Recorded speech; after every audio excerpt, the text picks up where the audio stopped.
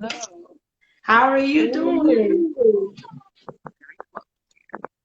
Good. So I see we have some people kind of rolling in and out.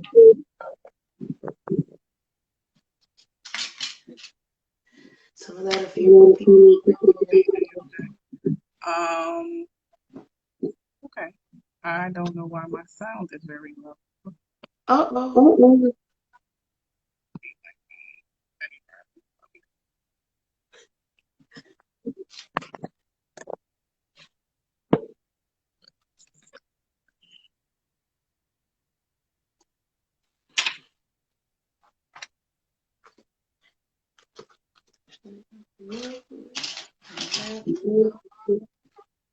Come right back. Okay, okay.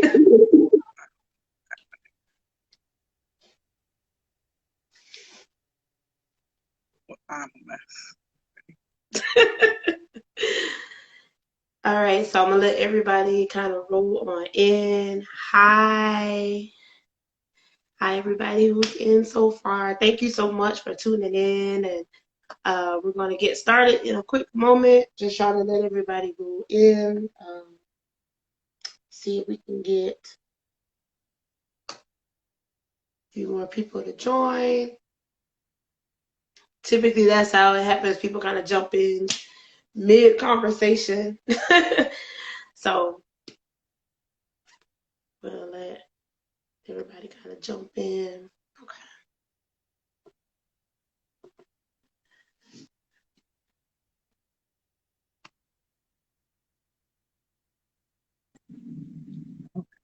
Hey. Oh, yeah, okay, now I can hear you. I think it's some feedback, though. Oh, yeah, it is low. Now I hear you.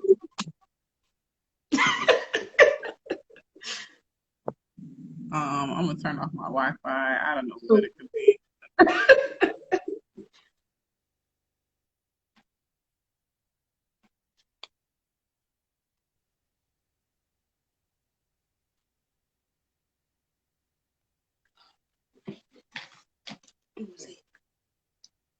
Can you talk again? Let's see. Can you hear me? I know we can hear you. It's just kind of. I mean, you can hear me. It sounds like you're whispering. Oh no. Listen. Oh no, I'm Nelly, or I'm Teddy Riley, guys.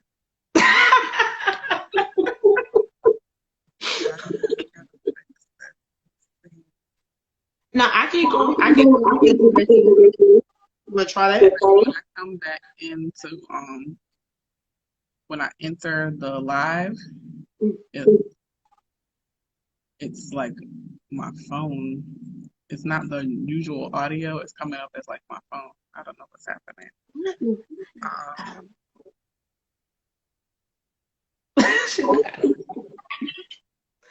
Hey, y'all, rolling in. We're just trying to get set up, y'all. Because we hear you really well. Yeah.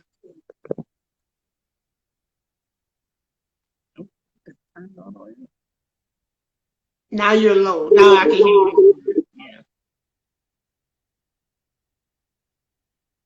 A mess. I don't know this. But we can hear you. If Snoop Dogg and DMX can do it, we can do it. Oh, they were together in real life. But I'm acting like Teddy Riley. Like, what? You know, okay, somebody said there's an echo.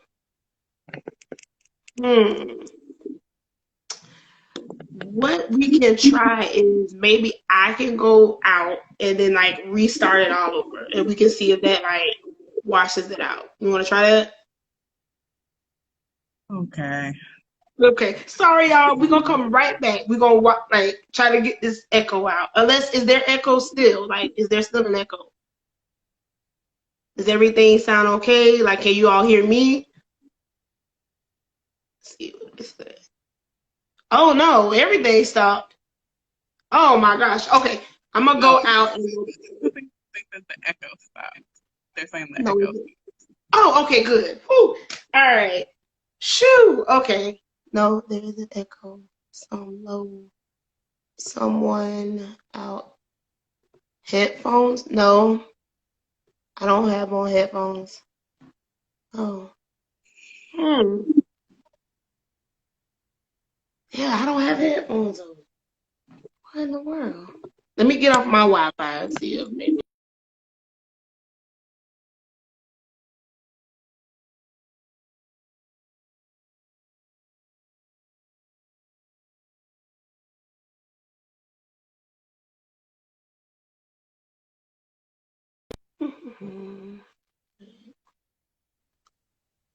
Is this better? No. Oh, I can go and get my headphones. Yeah, I can get my headphones, y'all. If that's what y'all want to do. I can definitely get my headphones. Let me try that. Let's try that.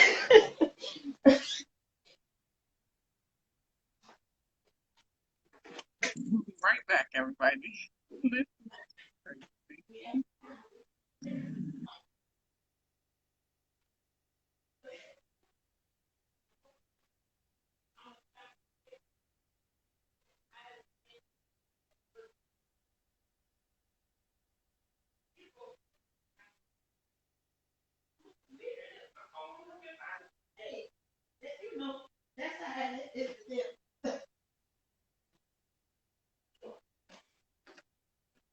All right. Returned. Okay, I have returned with headphones. Let's see. Let's try this. All right. Headphones. Turn on Bluetooth.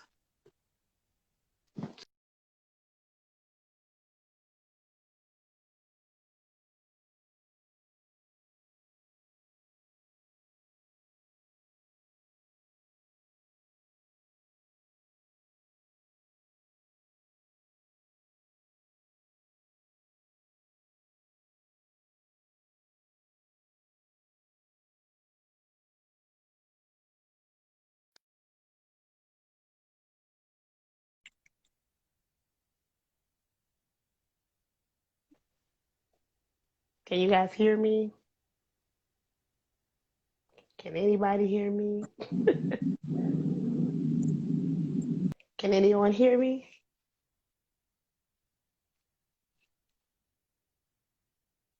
What is going on? If you're coming in, if you can hear me, please let me know. If you guys can hear me, let me know. Yay! Am I echoing, Jessica? Any kind of feedback, like echo? Do I sound low? Can you actually hear me? Am I muffled, or how do I sound? Let's see. Hey, y'all. Just trying to. Yes, no echo. Yay! Okay. Whew. No echo. All right, we in there now. Okay, so thank you guys for being patient. Happy Thursday, everybody. Okay, good. All right, so good afternoon, everybody, and welcome to Consciously Coping's virtual conversations. Tonight, I'm super excited because I have with me an amazing doctor, Dr. Danielle Hairston.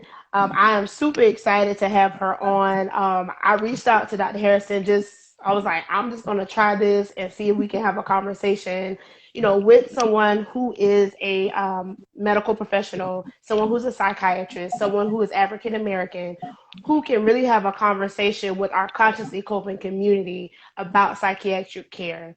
And what better time to have it now, especially with a lot of the conversation going on social media, going on in the media in general, and especially in the Black community surrounding mental health.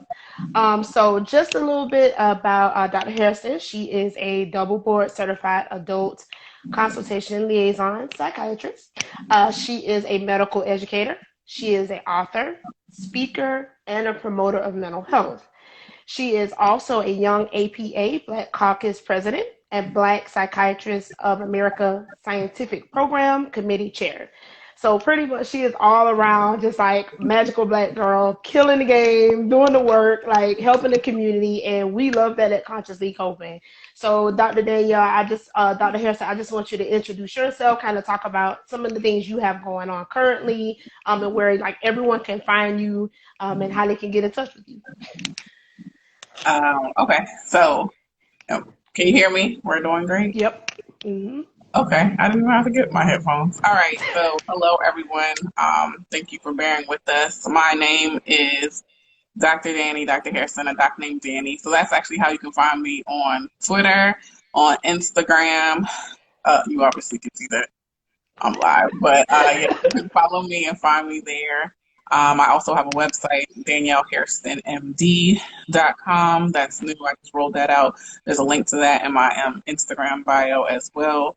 And I am currently a psychiatrist at the Real HU, Howard University here in DC.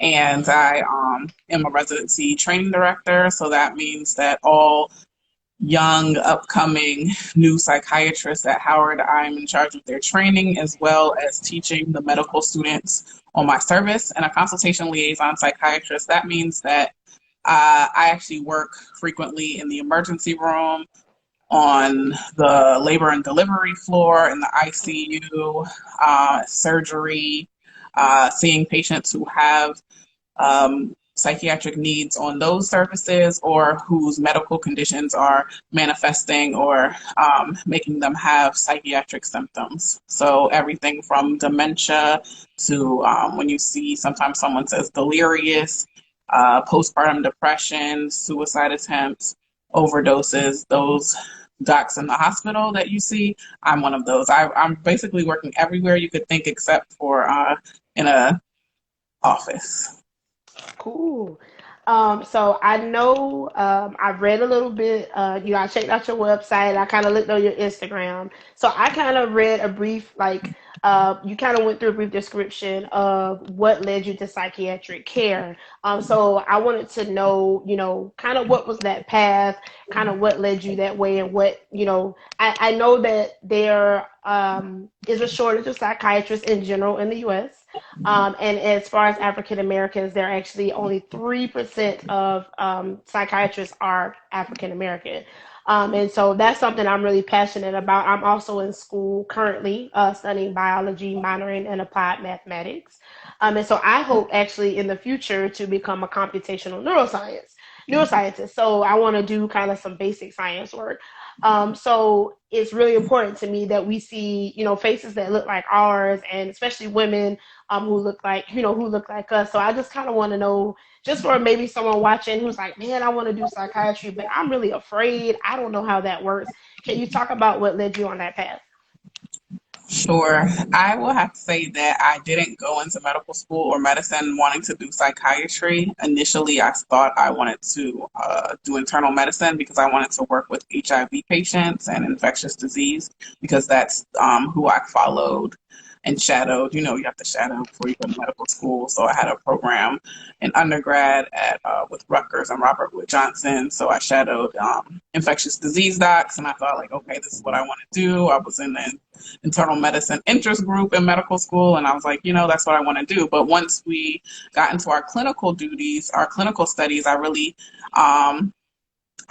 liked psychiatry, and I was like, am I going to choose this? There's a lot of stigma within medicine about psychiatry. There's a lot of stigma within the Black community about psychiatry and mental health. So it was a struggle. But once I really knew that this is the specialty where I feel like I get to know my patients, where I get to talk about everything, where I get to approach the patients as a whole, and also learn that there was HIV psychiatry, and that's what I actually do. I also spend one day out the week in the HIV center at Howard, and I did that previously even before I returned to Howard at University of Maryland. So once I learned that, I can still be an MD, I can still learn the medical aspect, and also really understands patients' narratives, understand how they got to where they are, understand all the things that impact mental health, which is not just medication and therapy, but all social determinants of health, including but not limited to racism, food insecurity, unemployment, unstable housing, and all things like that. It was very clear to me that even if it wasn't accepted, even if there was a stigma about choosing this specialty, that this is the specialty for me. And now there's nothing else that I would rather do or could even tolerate doing at this time. Awesome. So many of the community consciously coping know I talk very openly about my struggles and my successes with dealing with three mental illnesses. And so I have been diagnosed with a mood disorder since 2017. So I actually was accurately diagnosed. I lived about 19 years being misdiagnosed.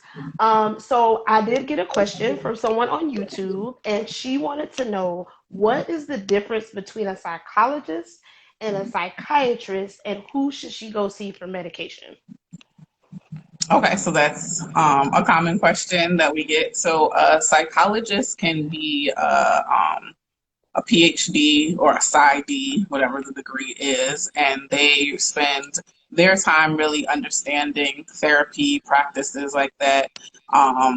Also, behavioral sciences, that's what they focus on. A psychiatrist is a medical doctor, so an MD or DO who goes to medical school and then chooses the specialty of psychiatry after you go through all the 4 years of vigorous training in all the specialties. That's what a psychiatrist is. So psychiatrists have the ability to prescribe medications. Now, there are some states, because they say that they have limited access, where they allow psychologists to prescribe medications.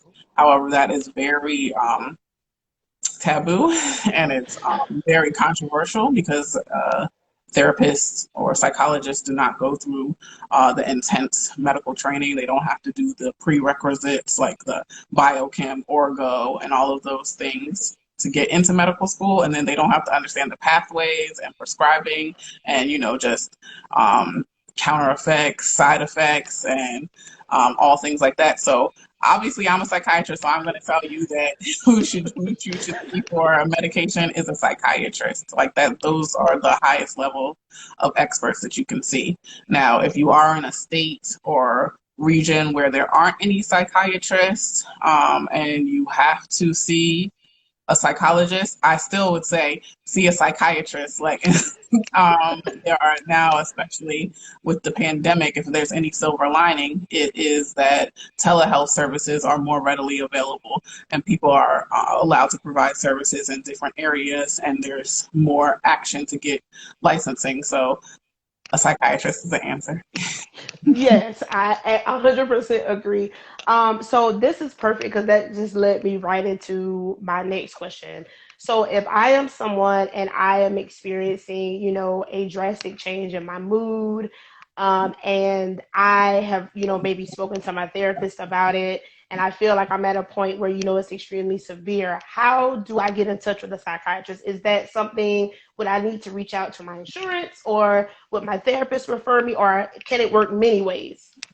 Many ways. So it could be, yes, thank you. Shout out, that's my friend, Dr. Morgan James, who helped to train me and is now one of my BFFs, Wow. who is also a black psychiatrist. So yes, I did forget to say that psychiatrists understand the medical and the mental health and physical illness aspects and how they can exacerbate mental health issues. And a psychologist does not do that. They don't know that. They're not trained in that way. They'll probably be asking us. But well, they should be. So the question about how do you obtain a psychiatrist or how do you get access to a psychiatrist? So there are a couple different ways. Yes, you can ask your therapist. They can refer. Typically, some therapists have psychiatrists that they work with and can refer to in their communities. Also, insurance is a way to go, especially if you need to use your insurance to pay for these services. Then you should probably check with your insurance. They have a list, like usually on their website, that have psychiatrists and behavioral health um, section. So you want to know who's going to be covering, who can cover what services, how much you're going to pay if you have the benefit and the privilege of having insurance. Then also, the emergency room. That's where, as I said, that's where I work. So sometimes it's so severe that you have to come into the emergency room, and then you will see someone like me or Dr. Morgan James who work in the emergency services setting. So those are ways that you can find a psychiatrist. Also, now in the time of these internets, you can find a psychiatrist online on Instagram. Yes. And you, again, with these tele options, you can probably book appointments with some of these psychiatrists. Um, at Black Psychiatry, that's the platform where you found me on. We have lists, and we highlight and do profiles of different psychiatrists as well who you can um, look into. And also we have a Black Psychiatry list on. I'm gonna send you that so that you can post that. Okay. So a directory there. So we're out here. We're unicorns, we're magical, but we do exist. So we are. I know. Yeah. So I know one of the myths and common fears that people, especially in our community, we have is we do not want to seek psychiatric care because we do not want to be on medication. There is a well within its right fear of doctors in the Black community, which I completely understand given the history of, America. And so a lot of people I speak to are very afraid to speak to a psychiatrist with the fear of medication. Now, I talk a lot about, my medication journey and how much, as of where I am now, the medication that I am on works for me. And it was a process. It was a intense process, but now I'm at a place where the regimen I have works for me. So I wanted to kind of ask you, like, if I am your client and you prescribe me medication, and I'm taking it for a few weeks, and I notice I'm like something's not right. How can I advocate for myself? Like, what are the steps I need to take? Okay, there was a lot of things in that question. So I understand the hesitation about psychiatry, and as you alluded to, there's a long history just in medicine and psychiatry period with Black and brown patients and experimentation and misdiagnosis using the treatments that are not evidence based, just feeling like you're being experimented on, that you see that all the way across from the Tuskegee experiment and syphilis to OBGYN, and psychiatry is also complicit in that. So we do own that, and we do have to acknowledge that. And I do that all the time. Like, we're not going to act like there is not racism. We're not going to act like we have not experienced and been the victims of bias in psychiatry or medicine, period. So first, there's that. Now, how do you advocate for yourself? So there are medication side effects that we expect with many medications. With any medication that you can take, there are side effects. Like certain medications, certain antidepressants, you might experience an upset stomach just for a while your body is getting used to this, or headaches. But you can see that with same thing with birth control. You can see headaches and upset stomach. You can see weight gain. Same thing with birth control, but people, I don't know, a lot of people aren't afraid to take those, but somehow it's a psychiatric medication.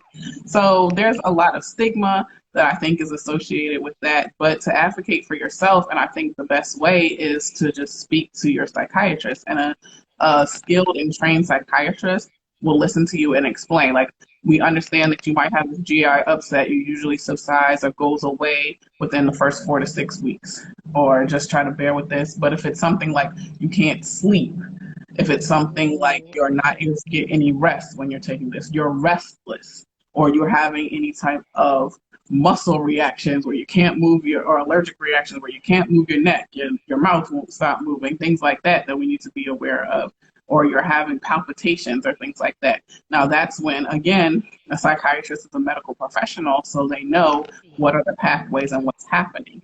And that is really how we have to work together. Everything ain't for everybody. Like, what helps you is not the medication that might help me. So a lot of times we have patients who come in and say like, oh, well, my friend is taking this. Like, okay, we're still going to go through your appointment because I don't know your friend. You don't know what your friend is going through.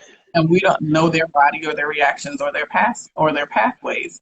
So just with like all medications, there are side effects, there are risks. We have to review them. We have to talk about them in an open and honest way. The same thing as with blood pressure medication. There should not be a difference. We work on it together. We find what fits you. And also, I forgot to say that another way to find a psychiatrist is with your primary care doc. If you have a primary care physician, they can refer you as well. And I hope that they do. Mm. Yes, that's, my so I moved back home about 2 years ago, and my general practitioner, once I moved back home, I told her, I said, hey, I have a therapist, I had a psychiatrist, and I need to continue my medicinal regimen. I'm like, I cannot have this, change. And so she said, no problem. She said, let me, as far as your anxiety medication, I can prescribe that for you. And she was like, I'll get you in with the psychiatrist. Let me, give me like a day or two, and I promise you I'll have you there. And it was a smooth transition. And so I wanted to kind of talk back about what you said, because I think it was really important. I know right now, with everything going on, people have lost jobs. And so some people have lost their insurance. And I know from personal experience, I lost a job as well due to my mental health. And so the first thing I did was I didn't reach out to anybody in my mental health care team. I didn't reach out to my therapist or my psychiatrist. And so what happened for me was, soon as, the weight of, losing my job, and then of course, quitting my medication so abruptly, I was thus led into a depressive episode. And so I think that, thank you so much for, talking about that. So because once I got back to my psychiatrist, of course, he was like, hey, like, where did you go? Like, I haven't seen you in weeks. And I was like, well, I didn't have insurance. I didn't think, I just didn't think I could afford my medication. And he just reassured me, if that ever happens, please give me a call. There are things we can do. There are ways we can assist you. So thank you so much for mentioning that. And I think sometimes people, we're afraid to say, we're kind of afraid to say, hey, I lost my job, and, I don't have enough money to pay for my medication. And we're afraid just to kind of reach out and ask for that help. So thank you so much, for just even bringing that up. So what questions, I guess, on your initial, I did get this question too on YouTube. So someone asked, what questions should you ask your psychiatrist on your initial visit? So your very first visit, what should you be asking them? Okay, let me think about that. But let me just add that things happen. So if you lose your job, if you are I don't know, trapped somewhere, you can't get to your appointment or something like that, you should let us know. Um, Many psychiatrists have samples of medications that they can help to assist you with. So does your primary care doctor. They also have samples of medications. Also, now I don't like this particular company because I don't shop there and I don't support people who are not provided with health care insurance, but Walmart has like these $4 and $5 prescription lists, and they include antidepressants and other psychiatric medications. So I will have to bend my rules to help my patients and let them know that, you are able to get these medications for like $4 for a month supply, $4 or $5, and sometimes even for a 90-day supply. So there's that. Also, prescription drug companies have programs for people who don't have insurance who can get these medications. So you have to talk about it. You can't be silent. Silence has hurt the Black community and has killed people. And that is why it's important to me. Like, someone asked me, why do I keep doing this? And I'm like, because I'm going to keep talking about it. I don't care if it gets on anyone's nerves, because people have not been talking about it for so long in the Black community. And well, Black and brown, any marginalized communities. And we have to talk about it, because you surely don't see white people saying, Nope, I'm not. I'm not going to do that. Like, no, Right, right. we have to normalize talking about what we are struggling with mentally. Now, what should you ask your psychiatrist? First of all, you should be telling your psychiatrist what you need. You should be telling your psychiatrist, this is what's happening with me. These are my struggles. What I would like for people to start telling their psychiatrist is, do you know about structural racism? I just need to know. Like, do you know about what's going on Yes. in this community? Do you know about disparities? Do you know about what my people are going through? Like, you need to let me know so I know if we can build a rapport. Because if we can't build a rapport, if we can't build a relationship, if you can't, even if you're not a Black psychiatrist, because like you said, there aren't that many of us out here, but I want you to be comfortable with me discussing what I'm going through. I want you to be comfortable with me saying that I'm afraid for my mother who is at high risk for COVID. I'm afraid for my brother, sister, husband, son who is at high risk for being a Black man in America, and myself for being pulled over or Yes. something, or for eating, sleeping, walking, looking at birds, Yes. whatever I choose to do to just live my life. So I need to know if you are comfortable with discussing this. And I need to know, you should also ask your psychiatrist if they are just medication prescribers or if they also engage in therapy. Now, that is something that's important because all structures are different. So it depends on if you work in like a center or you work with a therapist. So you might just see the psychiatrist for med management only. And those appointments can be quick, like just 15 minutes. Or you might work in a setting like I work in where you work with your primary care doctor. We work to see you on the same day, and I can spend a little bit more time with you because we try to do an all-encompassing collaborative care treatment. So you should ask them, like, do you use other treatment modalities? Do you use things other than medication? Because sometimes my treatment plan is you need to exercise, or sometimes my treatment plan Right. for my patients who are believers in faith, and the way I assess how they're doing. Did you go to church last week? Did you look at video church? Yes. Okay, you need to join virtual church. You need to do that at least twice a month. So some things like that. Oh, and Dr. Morgan James just pointed out here that Target also has the $4 list. Phew, thank you for telling me that. So Woo. that everyone does not have to go to Walmart Right. where they sell all lives matter shirts Yeah. and don't give insurance to all their employees. Thank you for that, Dr. Morgan. Right. Right. You said so. Oh my gosh, I got so many questions in my head. I was like, oh my God, I gotta remember this. Okay, so first thing, so I want to get to some of the tougher questions that some people kind of DM me privately, and of course, the main question was, well, two questions.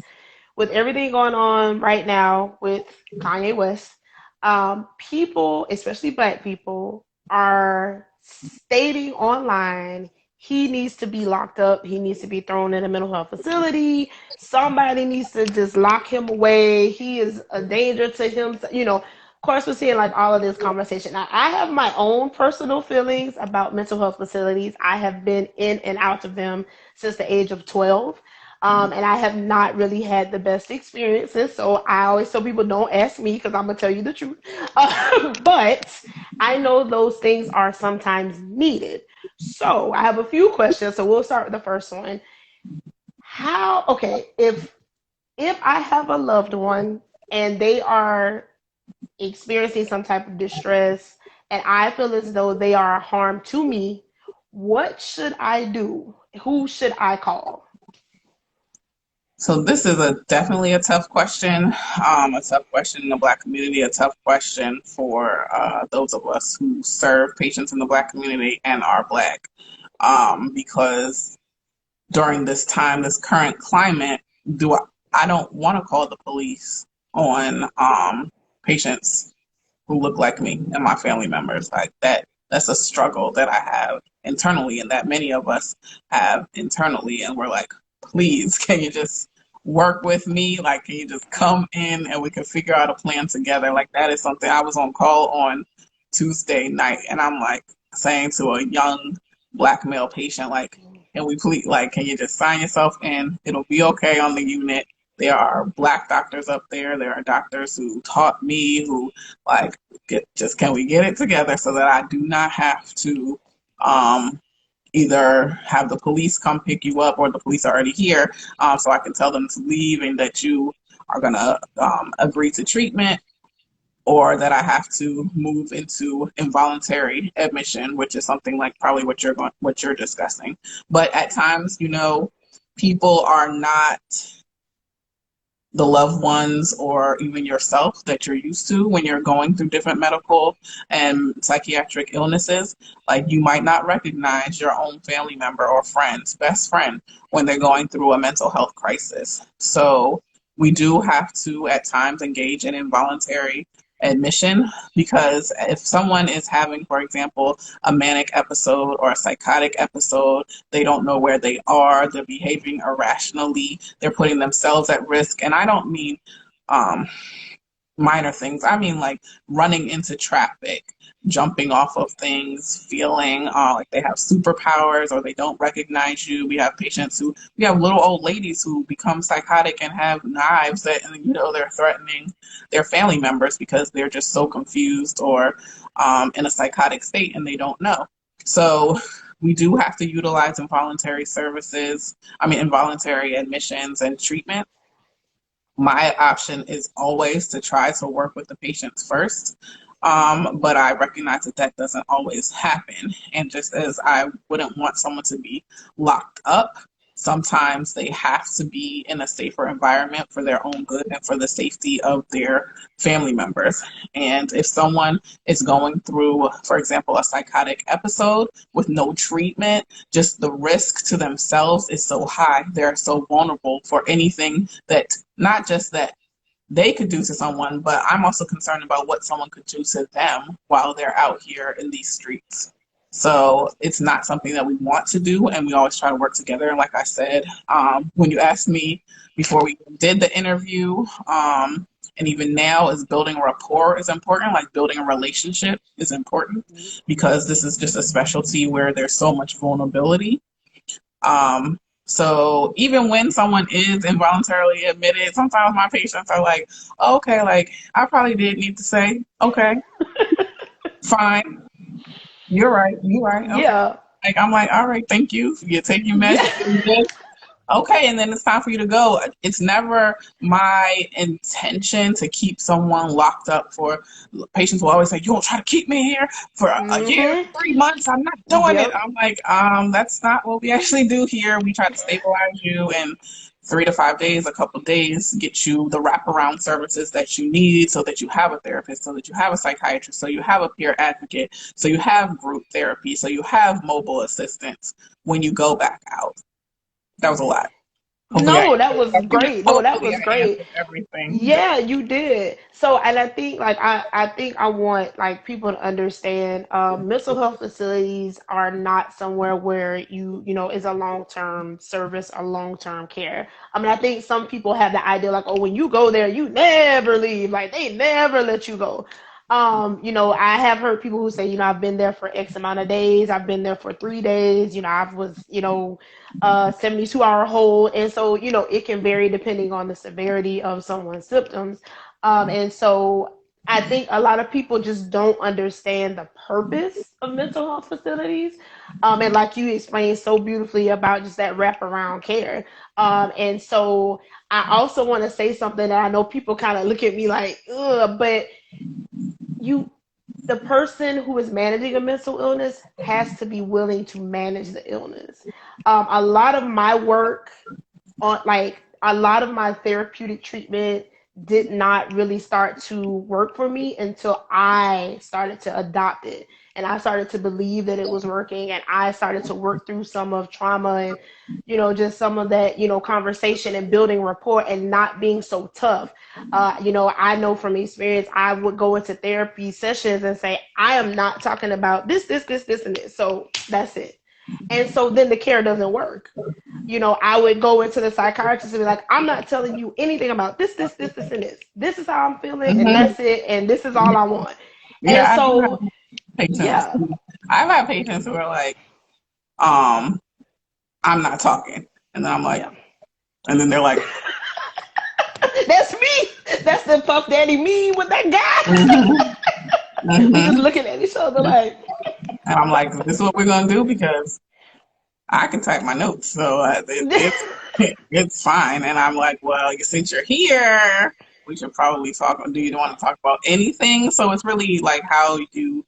It's the art of building the relationship again, like how you're able to communicate with your patients. Now, is everyone going to be the same as myself?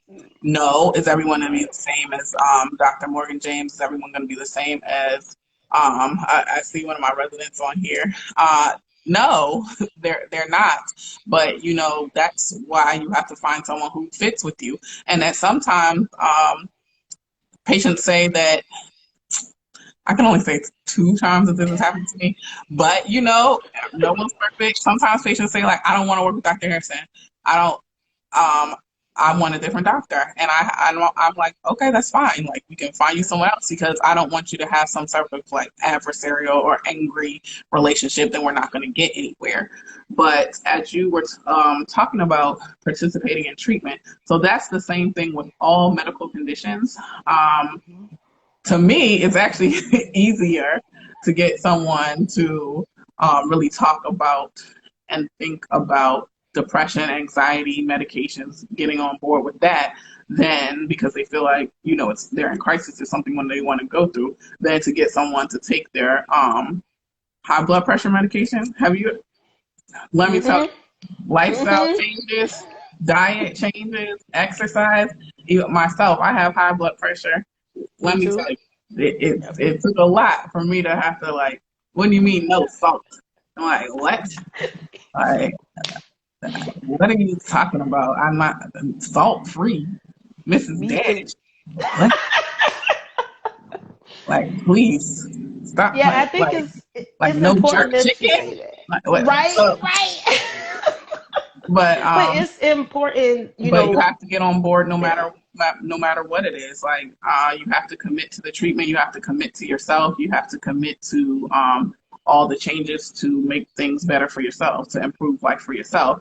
So it's a journey. It's a journey in treatment for mental health. It's a journey in treatment for health in total. And I just wanted to also mention that Dr. Morgan James, I need you to be on all my talks so you can give me all the notes, Dr. Morgan James. That I did say, so just know that every state, every city, every jurisdiction has different mental health laws about how long someone can be held, what they call them, like in DC. Where are you in? I forgot where you are. Me? Mm-hmm. Oh, I'm in Georgia. Yep. Yeah. I'm Okay. in Georgia. 50. What do they call them in Georgia? Is it 5150? 5150. Yes, Dr. Morgan Yeah. is in Yeah. Atlanta. A 5150, or here we call it in DC, we call it FD12 for how long, what the laws are. We're a very patient liberal area, so it actually takes a lot to have a patient have involuntary admissions here. Like, we have to go through a lot of processes because they really are on the side of patients in this, but we have to recognize that all the areas are different. Virginia is very strict. So I've worked in DC, Maryland, Virginia. Virginia is very strict. Maryland, not as strict. And DC is like, hello, She's like, everyone, that is free, run around, jump on cars. I'm saying. Yeah, we have to think about, really, there are different laws in different areas, and I can't speak to every single area because I've literally only worked in 3 states. I mean, well, 2 states and a district. So, yeah. I think I feel like this was like divine time because I was like, oh, this is perfect. Like everybody has all these like questions surrounding, Kanye and trying to figure out things. So can you explain? I think for me, I found myself really anxious. I went through a lot of different emotions. A lot of my friends know the work that I do, and so I saw even some close friends make some really hurtful comments about people who manage bipolar disorder. And so, I kind of had to take a step back from social media and just like, I need to just take a date. But can you explain to people like what are mood disorders? And I think a lot of times we just don't understand in the Black community. We really just don't know. We hear the term used loosely. Oh, she's bipolar. Oh, she's OCD. Oh, she's crazy. The auntie at the barbecue with the red cup. She's just, being her mean bitchy self. And so I think it's just a lack of, education. So can you really, can you explain to us what are mood disorders and like how are they characterized? Categorized. Okay, sure.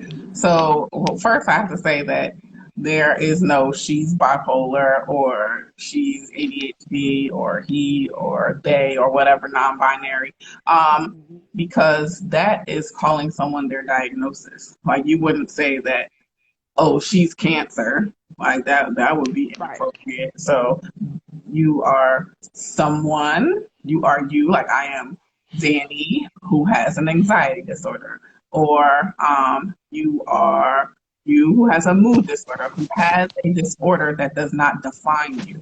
So that's something that we really have to, and my my residents and students know. I'm like the first thing I tell you before you start, don't say anyone is a schizophrenic or a Okay. bipolar or alcoholic. No, you're gonna say you are someone who has an alcohol use disorder. Like that's what we're doing. We're not defining people by their diagnoses. Like, okay. Mood disorders are, so we have many different classifications and categories of disorders. So we have mood disorders, we have anxiety disorders, we have trauma related disorders, psychotic disorders, many disorders. So a mood disorder is one that literally affects your mood. And you see changes in presentations that affect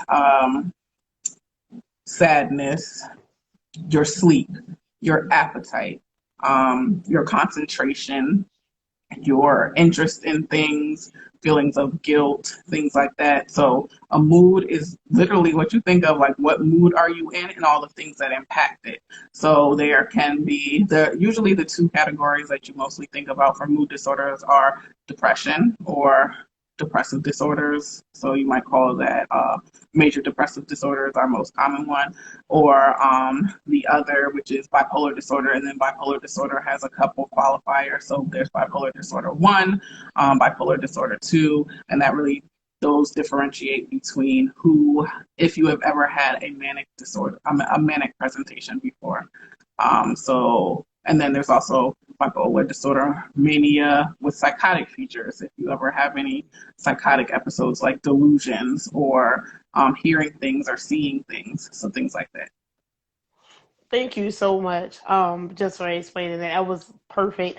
And so I think it's hard for us to conceptualize someone like you said earlier. Your loved one may not be behaving in a way that you are willing to accept. And so just my personal journey, like I have I manage bipolar 2 disorder, bipolar type 2. And so people have seen me on either sides of the spectrum. And so I think it's thank you so much for even saying that this is the disorder.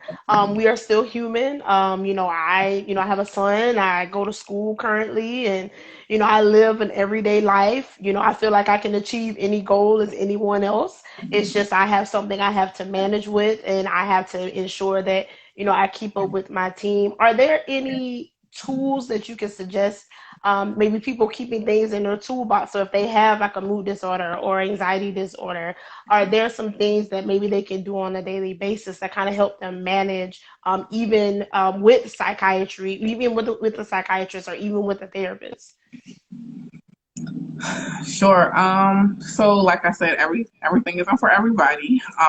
But it's all individual and what works for you yourself. So but what works for everyone, what everyone needs to do is really manage their sleep. So when you aren't getting enough sleep, that can just turn you into a whole different person and can spiral out of control. And I'm sure you can say that you see it for you. I see it for me. When like the other day I came in the house and my mother was like, "You need to take a nap." I was like, "I probably do." because everything you're saying is annoying to me. Your breathing is annoying. So, because I You was on sound call like the me and my previous mom. because I was on call the previous night, and when you don't get the sleep, it just impacts you in different ways that you can't even realize. And we have to really understand that stress affects and impacts every part of your body, and I literally mean everything from your hair to your skin to your stomach to your menstrual cycle. So everything, how you can digest, how you can, headaches, everything. So you really have to try your best to find out what helps you. But sleep is going to help everybody. Sleep, everybody needs help. Like we know that. What helps some and what you really need to do at times is, even though this is, you see me post, well, I haven't seen you helps me post, but you see me post and I see you post, is taking a break. You have to take a break. Like we are in the time in the year of the COVID, of racial Mm-hmm. injustice in 2020. Okay. You have to take a break. Yes. Seeing these images of Ahmaud Arbery, of George Floyd being murdered, it's traumatic. And if you see anything that I write or speak about, like we are experiencing a collective vicarious trauma as a Black community. And to me, some people say they're a doctor first or I'm a woman first. To me, I'm a Black person first. And I have to remind people like, hello, excuse me, this is a lot. This is a lot for me. And I'm not going to be teaching you how to combat racism. Go research. Yeah. Read a book. I've talked about it for the last 4 years. Go find my chapter. Read about it. Like stop Yes. feigning ignorance. So you have to sometimes take a break. You got to turn it off. Earlier in the pandemic, I was watching Tiger King. I don't care. That's what I want to do. I, I'm gonna lay in my bed, eat my gummy bears, and watch Tiger King because I need a break. That's what I like. That's what I'm gonna do. I also sometimes exercise is important. Not sometimes, always exercise is important. Really just endorphins, making you feel better, freedom, things like that. And another thing that I now learned we have in common is music. Like that's Oh. how you post that you Oh had yeah. you get your music in, and that's why I always have my headphones. Like people probably think that my headphones are attached to me because I haven't been riding the train as much now in the pandemic, but I walk to the train, on the train, come in the hospital, in my office. I can't hear you because I have on my headphones. Like if music is an outlet for you, then make sure you do that. Exercise is so important. I have workouts that I do with shout out to all my docs who do my workouts on Saturday mornings with my trainer. I was like, we got to do something for our community, for our frontline workers, and really everyone at this time is essential. So for everyone to do have some type of outlet, but find what works for you. I have some friends who like to journal. I'm always joking about this because I have no time for journaling, but I don't I don't like it. But and someone gave me a journal recently, but that helps some people. Like, treatment is not all the same. And anytime I see someone, like if I can see patients and I say, oh, I know who you went to because you do the same thing, the same medication, the same combination of these three medications return in these 3 days. In these 4 weeks. I'm like, are you listening? Are you listening to the patient? Mm. So listen to yourself, find what works for you, find what brings you joy, and really preserve. We're beyond self care. We're now in the time of self preservation. Today, I also heard practicing self compassion, like self compassion and allowing yourself some grace because this is an unprecedented time. Don't worry if you're not being, excuse me, productive. If you're surviving, you're thriving at this point to me. Yeah. That was perfect. So if anybody has any questions, we got like about 5 minutes left. You guys can go ahead and start dropping some questions in. If there's anything specific that you all want to know, if there's something you want Dr. Harrison to touch on that maybe we didn't bring up. I love that you brought into the fact of racism. And I'm glad that we're having this conversation because just from, I know my personal experience, I felt like sometimes doctors don't listen. I'm telling them, I'm like, hey, no, like, so experience. Let me tell you the experience I had. So my psychiatrist was done doing her residency. So she was like, Lindsay, I'm leaving. She was like, I love you. I'm gonna miss you. Like, girl, I'm so proud of you. You've done the work. And I'm like, oh my God. Of course, that was a big change in my life. So that really shook me up. So I get this new psychiatrist and he comes in and I'm telling him, I'm like, hey, I haven't taken my medication because I haven't had insurance. Like and he's like, oh, okay. And so he prescribes me 250 milligrams of Lamictal. And I'm like, excuse me, I have to be titrated back on this. I'm like, I can't take that initially. I was like, I started with 25 milligrams of that. He was like, oh, what? And I was like, I told you I have not been on it for like 2 months. He's like, oh, okay, I'm so sorry. What? And I'm like, we just sat here and talked for like 45 minutes. Like, what did you miss? And so these conversations are really important, especially when you're feeling like you're not heard or seen or understood. And I can understand why people may be, discouraged to speak to someone who's a psychiatrist. And I do think it's important to build a relationship. Like, you have to, we build relationship with therapists, right? So we go in, we talk, we sit, we laugh, they get to know us, our ins and outs. And so we feel comfortable. Not everybody, but, we start to feel comfortable. And I think some people have either heard or have past previous experiences where they've gone to psychiatrists and their psychiatrist doesn't ask them a question and they just like hand them a prescription. They're like, all right, bye. And so they feel like, oh, well, I didn't tell you this new life event. You don't even know how my behavior is right now. Like, can we talk about my symptoms?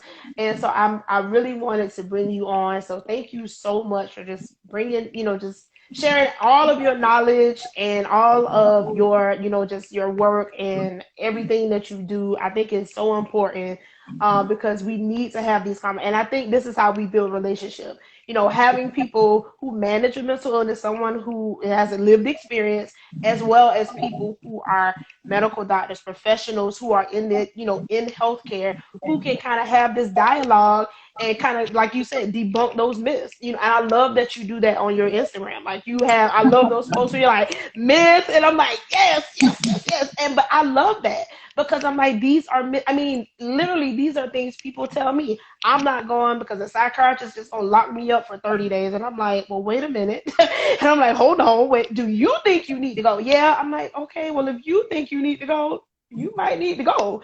So I think, just doing these, and like you said, people think psychiatrists are like unicorns, like you'll never meet one, you'll never talk to one. And just having this representation and being able to just sit back and relax and just talk, like, and just chat and just have conversation.